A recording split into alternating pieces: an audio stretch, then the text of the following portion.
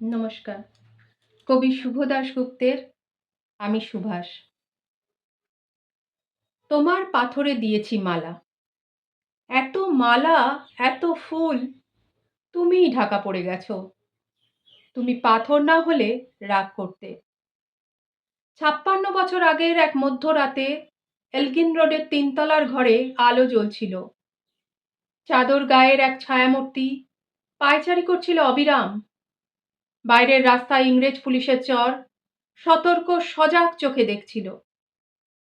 তার সব সতর্কতাকে বুদ্ধ বানিয়ে তুমি তখন অন্ধকার চিরে ছুটে চলেছ আলোর পথে। দেশের মানুষ, কাক পক্ষী কেউ টের পায়নি। তুমি চলে যাবার পর ৫৬টা শীত, বর্ষা, গ্রীষ্ম উধাও।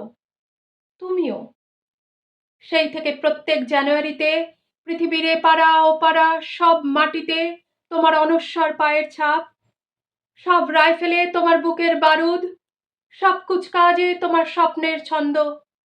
পরশ পাথরের মতো স্বাধীনতাকে খুঁজেছে তোমার অন্তরে লুকিয়ে থাকা খ্যাপা। তোমার গন্তব্য ছিল স্বাধীনতা, তোমার পথ ছিল স্বাধীনতা, তোমার স্বপ্ন ছিল স্বাধীনতা, তোমার প্রেম ছিল স্বাধীনতা। তুমি রক্ত চেয়েছিলে স্বাধীনতার জন্য, তুমি তাই পাথর। যারা স্বাধীনতার আড়ালে চেয়েছিল গদি, চেয়েছিল সিংহাসন, ইংরেজের ছেড়ে যাওয়া লুটের রাজ্যপাট, তারা রইল সুখে। ভারতবর্ষের টাকায় তাদের সুখ, তোমার নয়। ভারতবর্ষের অফিসে আদালতে তাদের ছবি, তোমার নয়। ভারতবর্ষের সংবিধানে তাদের সই-সাবুত, তোমার নয়। ইংরেজরা গরিব মানুষকে পায়ের নিচে রাখত, আমরা বড়লোকদের মাথায় করে রেখেছি। স্মাগলার কিংবা ডাকাতকে জোর হাতে সভাপতির আসনে আহ্বান করেছি। ইংরেজরা এদেশের ধন সম্পত্তি লুট করত, আমরা দেশটাকে বেছে দিচ্ছি। ইংরেজ দিয়েছে চাবুক, লাঠি, গুলি, আমরা দিয়েছি মস্তান, মাফিয়া, নেতা আর বুলি। ইংরেজ দিয়েছে কালা পানি, সেলুলার জেল, আমরা দিয়েছি টিভিতে সুপারহিট মোকাবেলা আর আইনসভায় আয়রাম গয়রামের খেল।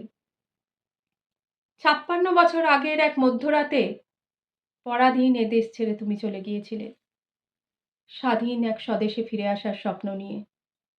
তুমি ফিরে আসনি। স্বাধীনতা এসেছে, তার কাঁধের ঝুলি ভরে নিয়ে এসেছে ভোট নামক রাজকীয় যজ্ঞ, গণতন্ত্র নামক চিরায়ত ম্যাথসোনায়, প্রগতি নামক লোক ঠকানো স্ট্যাটিস্টিক্স, সংহতি নামক বিস্ফোরণের চুরমার, ঐতিহ্য নামক মন্দির মসজিদের ঝগড়া, আর আসমুদ্র হিমাচল ভরিয়ে দেয়া ভাষণ, ভাষণ আর ভাষণ। ৫৬ বছর ধরে তুমি পাথর হয়ে আছো।